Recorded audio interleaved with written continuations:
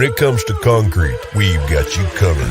RowPaint.com offers custom concrete coating services for your garage, business, warehouse, and more. And we do it in one day. We are your complete concrete coatings solution.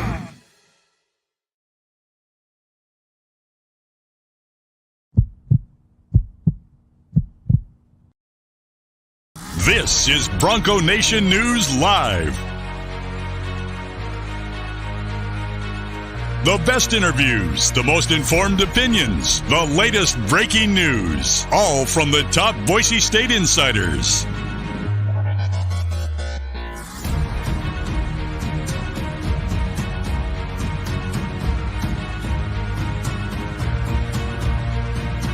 Now, here's four-time NSMA Idaho Sports Writer of the Year, BJ Rains, with another edition of Bronco Nation News Live. Right now, Lithia Ford of Boise is buying used vehicles. How much you want for the SUV? I don't know. Well, Lithia Ford will give you more than that. How much more? More than you think. I'm not thinking anything. I'm thinking you might get even more than that. See how much more you can get at Lithia Ford of Boise. Well, happy Thursday, folks. BJ Rains here with you, Bronco Nation News Live, here on the social media channels of BroncoNationNews.com. It's Thursday, so Mike Prater is here for his weekly appearance there in the RowPaint.com studios in downtown Boise.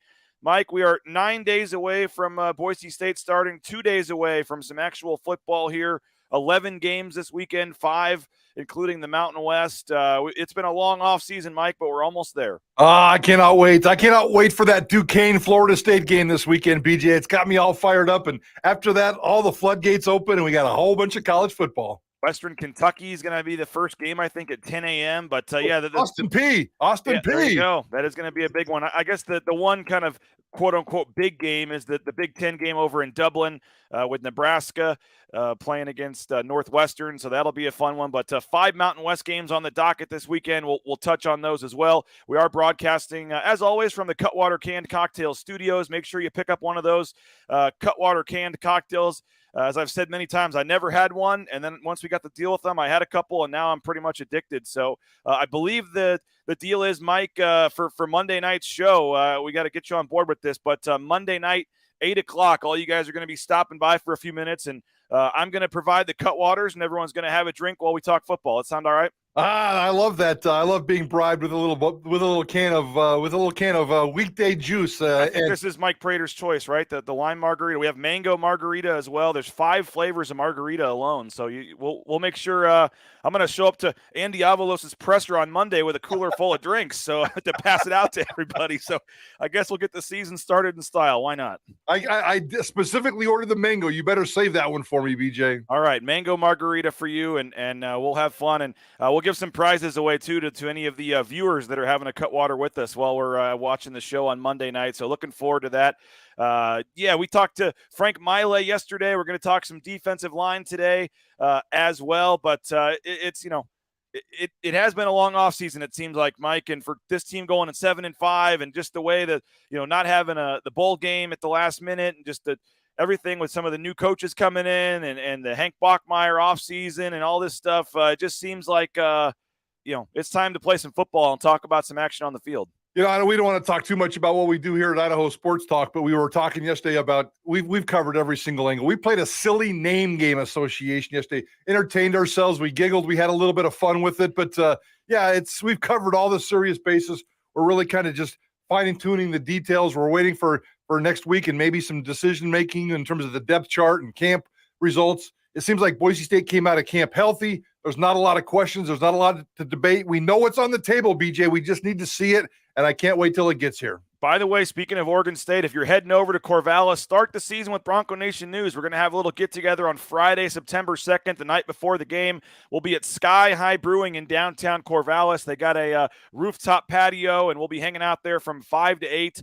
I'll probably be there actually closer to 4 because they said they need us to get there early and try to save some seats. So anytime after 4 o'clock on Friday, September 2nd, come on down to Sky High Brewing. If you're there the night before, we'd love to hang out with you. We'll give away some prizes, a couple Bronco Nation News t-shirts, maybe a free subscription. So that'll be next Friday, a week from tomorrow. It's crazy, Mike. A week from today, I'm leaving flying out a week from today to start the season, but it is here. And then again, Monday night, please join us, 8 p.m. It's subscriber only, so we'll send you a private link to your email if you're a paying subscriber, and you can join us at 8 o'clock for a special subscriber edition. We're going to have Prater, Tust, Winston, Johnny, and even another special guest or two, and a cool announcement we're going to make on the show as well. Nice. about our coverage for the season. So really looking forward to that.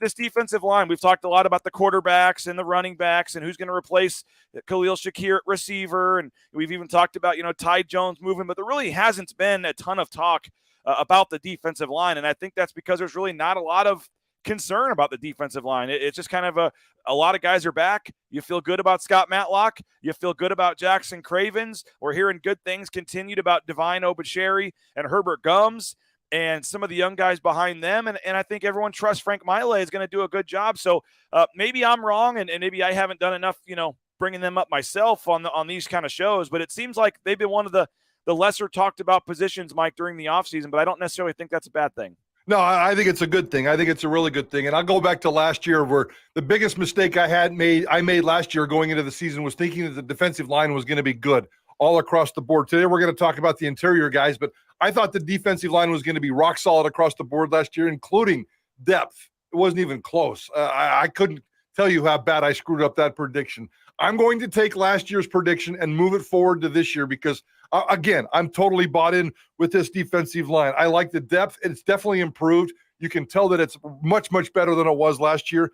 I think one of the things that they don't talk about is because it's just been rock solid steady. And Devin Wright was supposed to be he wasn't going to be a superstar. He was never going to be a rock star starter, but he was supposed to be part of this whole dependable depth rotation. They barely even mention his name because all I hear is Gums, Cravens, and Matlock and Hassanin, and they even throw out a couple of other names as well. So I think the depth is there. I think they're really solid about that. Frank Maile has done a great job, so I cannot wait to see how these guys perform. Rudy says this is the deepest D-line in 2 years, too deep at every position. Let's hear from Frank Maile. I do want to talk about the depth, but here's just kind of the opening statement, so to speak, from Frank Maile, how he feels about his group at this point. Feel pretty good. We got a lot of experience coming back, obviously, and so that helps. Having that mentality already there in the room, and so the leaders in that room have done a good job, specifically Scott. So it's good to have those guys. They're great kids. They work hard. They're tough, and I'm excited about where we're headed. Still got some work to do.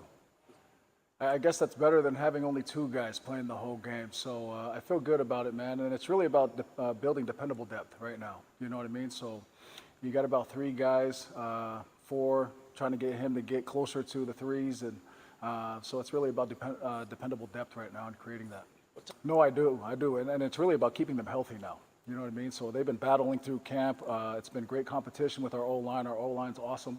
Very physical up front, and so it's really about building that dependable depth, but keeping them healthy at the same time, and getting everybody to the fight. So right now, it's really about trying to get them ready for game one, and they're on their way to do that. So the depth is really good. I feel good about it. There are still young guys that are still. I got to bring them along. They're talented, but I got to help them learn how to use their tool sets a little bit better. 3, maybe 4. Are we assuming that's Matlock, Cravens, and Herbert Gums, or are we now assuming that Devin Wright is dropped out of the top 3? Yeah, I kind of do. And I only base that on the fact that how much we talk to these guys and how much their name has been dropped during the season. I don't think I've even heard Devin Wright's name this entire season. We've certainly heard Gums and Cravens, and I think they're fighting for that nose tackle job. But the D tackle job is definitely Matlock's, and they've talked about Hassanin, the young kid, backing him up. So I really think that it's Gums and Cravens at nose tackle. It's Matlock and Hassanin at the defensive tackle. And I think Obacheri is kind of the tweener. He's the kind of the mix and match guy that can go to either one of them. So they really have 2.5 people at each spot, and that's the dependable depth. Listening to Frank Maile, he mentioned dependable depth about 9 times in that 15-second clip. Do you think it's important to Boise State? I think it really is. Yeah, and we'll hear in a second, Gums and Cravens are still, as you said, battling for that starting spot. Herb Gums had some injuries, but came in, was really impressive. He's a big guy. Only had 7 tackles last year in 7 games. Came on later in the season after he got healthy.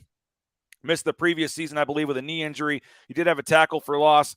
But Jackson Cravens is another guy that really doesn't get a lot of talk, Mike, but, started, I think, every game last season or close to it, 11 games, had, 39 tackles, which was like 6th on the team, had 2 sacks, 3.5 tackles for loss.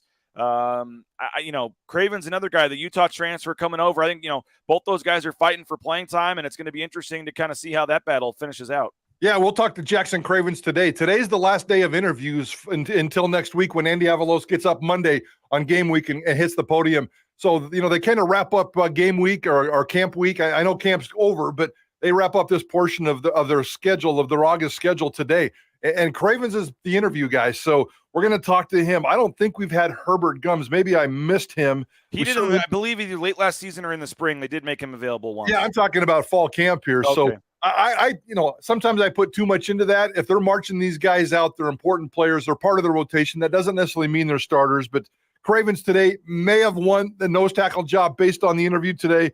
And if you can start Cravens and Matlock on your interior of your defense, that's a pretty good start. Cravens has been good. He hasn't really emerged rock solid yet, but he's been dependable. He just needs to stay healthy and be out there for 12 games.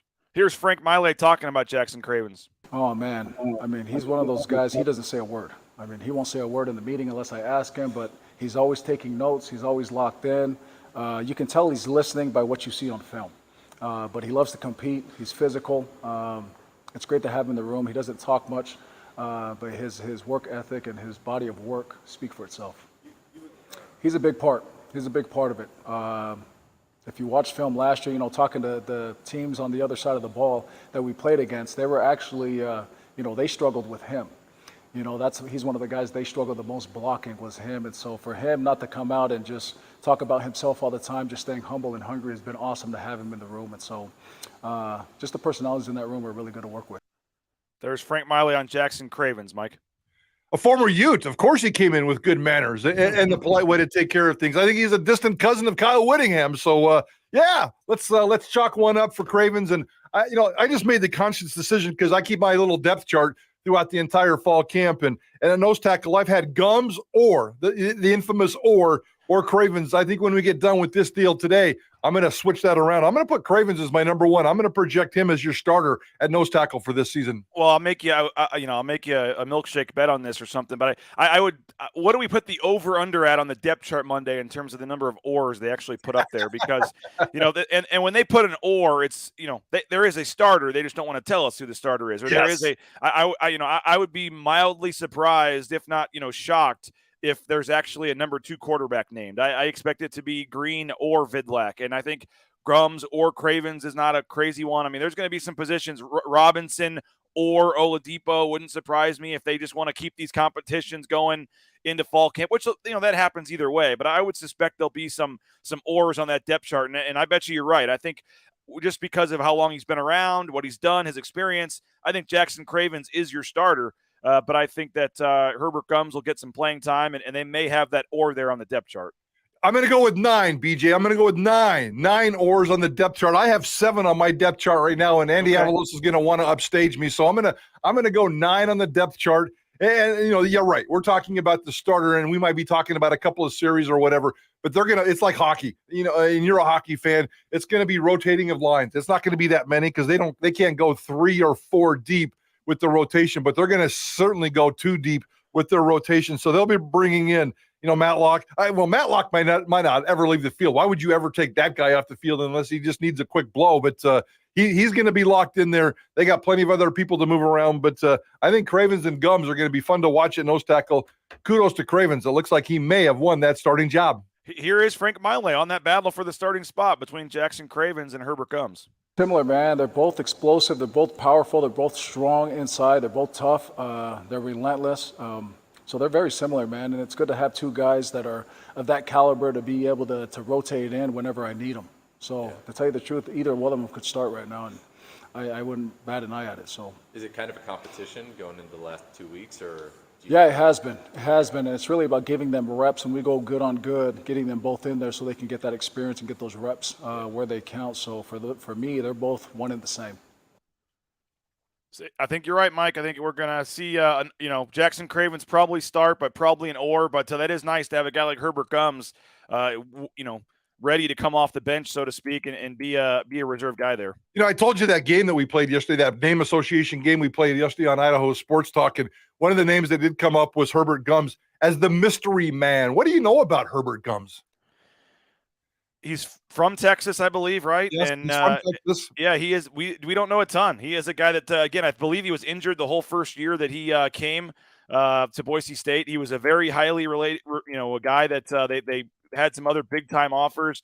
I believe he was a guy that they looked at right away and said he has a chance to come in and play. He's well over 300 pounds, I believe. Yep. And he's a guy that was, I think, might have even been a 4-star prospect from at least one of the sites. And so I think that, I do remember him being a running back at one point, weighing almost 300 pounds. So that would have been fun to see. But no, he was a guy that they've had high hopes on from the day he signed and the day he got on campus. Was derailed a little bit by injuries early on in his career, like I said, but came back middle of last season and was very, very impressive. And he is one of the names that you hear for surprise player or not the obvious name. Herbert Gums is one of those main guys. So I think that that'll be interesting. And if you have a guy that, like you said, they do like to do those line changes where they just run guys off on the defensive line, which is always funny to me because they're running harder on the field for the play than they are to actually be in the play because they got to hurry up and be out there before the snap comes, and they're already gassed, sprinting on there at 300 pounds. But no, I think that the D-line is going to be just fine.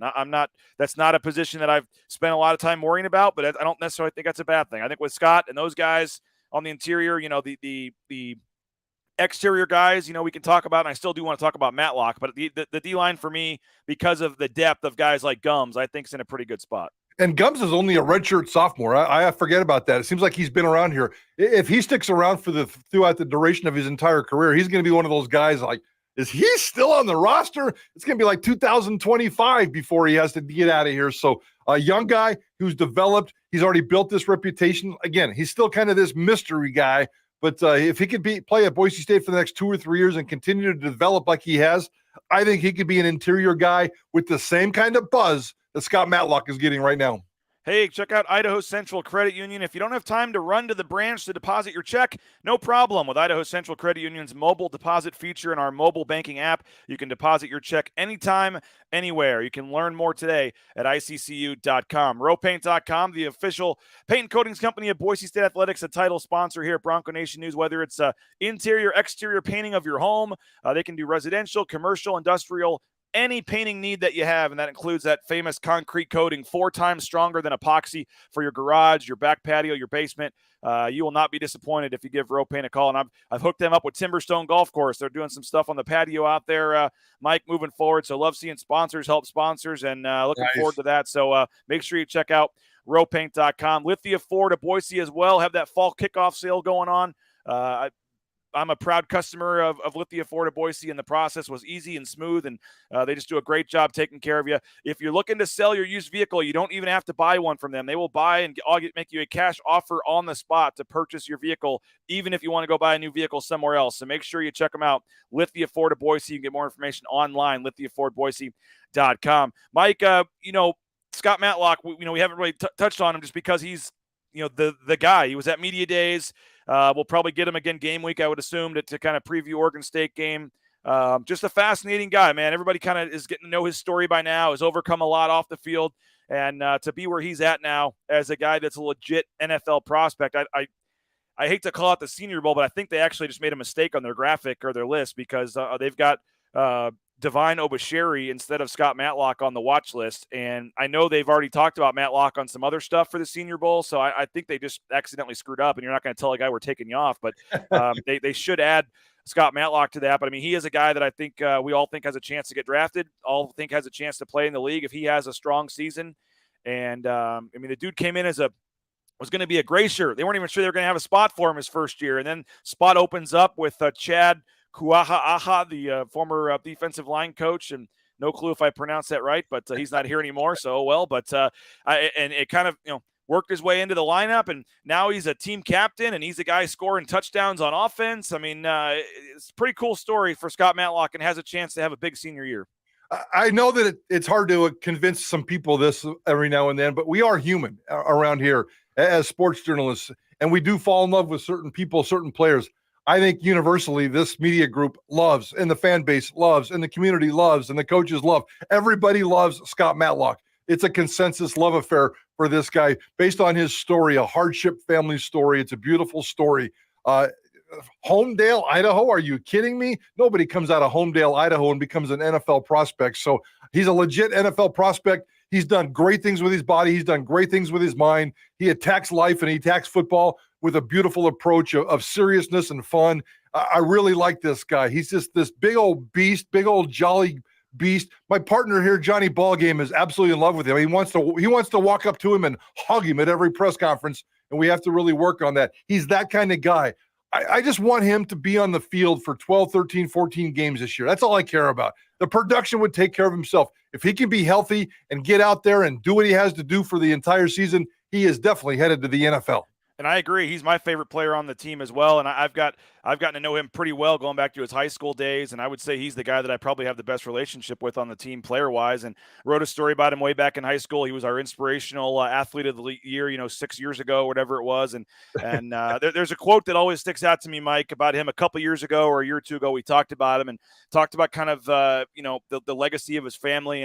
And I assume most people know the story. If you can go find it on the Idaho Press website, if you don't, but both of his parents passed away at a young age, and he was getting into some trouble in Boise and bouncing around foster homes and things. And they eventually thought it was best to get him out of Boise area away from his friends and kind of start over. And he went out to Homedale, met the Moreau's family out there, and they took him in, and it was just, the rest is kind of history at this point. But he said a year or two ago, he said that he's trying to play for. He said, I think the exact quote was, "There's not a lot of Matlocks left, and I'm trying to keep that. I'm trying to keep that family name going as long as I can." And so he is playing for the name on the back of his shirt, and he's playing for the memory and legacy of his parents. And you think about like what a senior night's going to be and how emotional that'll be for him. And he's got his brother who was a center at the University of Idaho.